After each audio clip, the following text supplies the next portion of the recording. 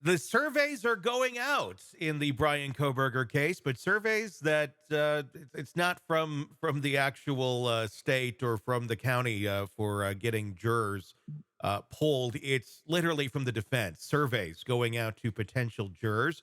Don't have a copy of it to know exactly what was being asked, but questions are being asked. And Taylor behind this move, and the judge saying, "Stop! You really shouldn't be doing this." Joining me to discuss, Robin Dreeke, retired FBI special agent. I don't know. I mean, I know this type of action has occurred in other cases before, where surveys will go out, but it does seem a little bit bizarre that the defense is throwing them out there. It appears they're trying to make a point of saying, "See, it's going to be a biased jury pool here in the county," as they continue to campaign for moving the trial. Again, we've said it every single time, Tony, and I'm going to say it again right here. If you ever know anything that did anything wrong, hire her. Yeah, yeah. She is throwing everything at the flagpole she possibly can to have them take it down. It's. I thought the judge did a really good job ruling on this too, or looking at it, and that is, yeah, okay, so it might be biased here, but because of the coverage it's got internationally, you're wasting your time trying to find an unbiased jury pool on this one, I think, Hmm. because everyone has been exposed to it.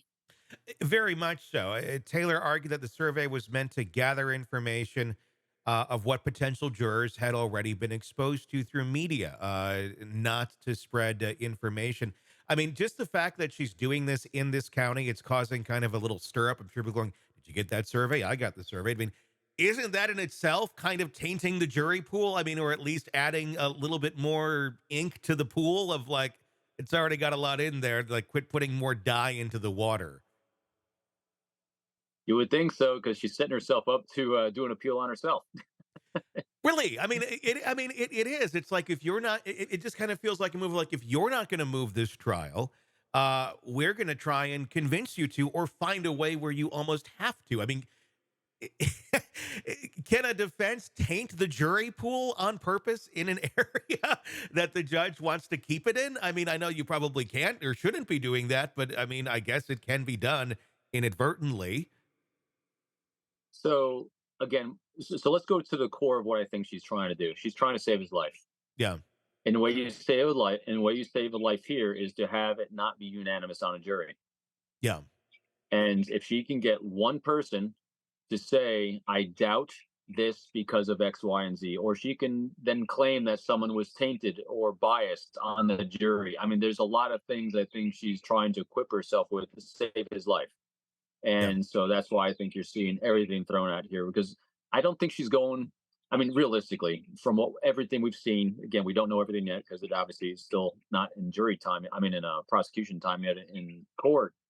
But from everything we're seeing, she is going to throw everything she can at the board to try to get doubt, and Hmm. that's what she's going through. She's going in the court of public doubt, and that's and Yeah. not public opinion on this one. I think she's going for public doubt, which is going to save a life potentially. Yeah, I mean, that seems to be the goal here. I mean, we're seeing, reports that she had mentioned that the defense expects to have 400 witnesses and in a wide array of evidence. How do you have 400 witnesses? I mean, this. I mean, I know there's you have a list, and certain ones get pulled from the list. Are we stating 400 on the list, or is she literally saying we're going to make this one hell of a dog and pony show? And it's our time. We can call out whoever we want. I mean, it's almost like we're going to mess with the rules and the fundamentals of the of this Yeah. proceeding just to create the doubt. Well, if you can bring 400 people and all you, I mean, think about it. If you're trying to sow doubt in someone's mind, and you throw all these people in there, well, if not this person, maybe this person. If not this person, maybe this person. So she'll just keep. And also, if you can't get all 400, and she said there's 400, she'll claim, well, prosecution said I couldn't have 400, so there's more doubt. I mean, so it's Yeah. doubt, doubt, doubt. She, in my mind, is in the realm of sowing doubt. Yeah. And that is potentially the only thing I think that can save Koberger from the death sentence. I mean, it feels like someone who's playing a video game and putting the cheat codes in, where it's like, oh, Yeah. you suddenly have 400 extra lives. It's like, what are you like? How? Like, it's just, it just So goes I against logic of just how this should be proceeding on a sane level. Great analogy. Although I don't know if it's you actually have the cheat codes that you're putting in. I Yeah. think she's searching for all those cheat codes, but Hmm. she keeps Googling what cheat codes, what cheat codes, what cheat codes. She gets another conglomeration, Yeah. and she's going to throw it out there and throw them all in to see if any of those work.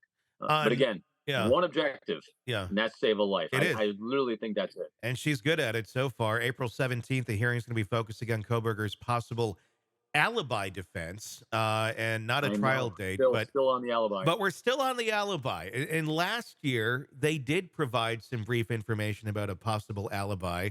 I mean, all they did say is that he was driving around and he likes to drive at night. But they also said that there is evidence corroborating Mr. Koberger being at a location other than the King Road address. That could mean he's across the street in his car. I mean, that's other than the King Road address if we're going to play semantics with it. But I mean, if there was an alibi, wouldn't we know about it by now? I mean, if there was a legit something you could say, wouldn't it have been said so they could move on with their lives and Koberger wouldn't be sitting in prison and having his name continue to be slaughtered through the media if there is an actual alibi? You would think so.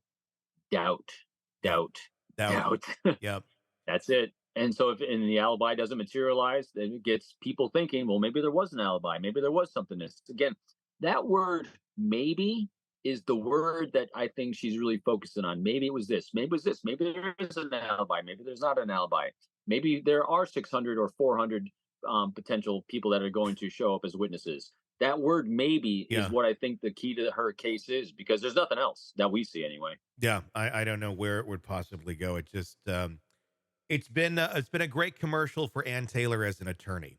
This case so far. And I think that's part of it as well. I Yeah. think my cynical part of my brain is every great defense attorney is not just thinking about this case; they're thinking about the next case they'll get based on this case. Yeah. Without a doubt. Hey, it's Tony Brueski. If you like the podcast, be sure to like, subscribe, and press that bell so you don't miss any of our updates on the cases we're following for you right here at the Hidden Killers podcast from True Crime Today. And thanks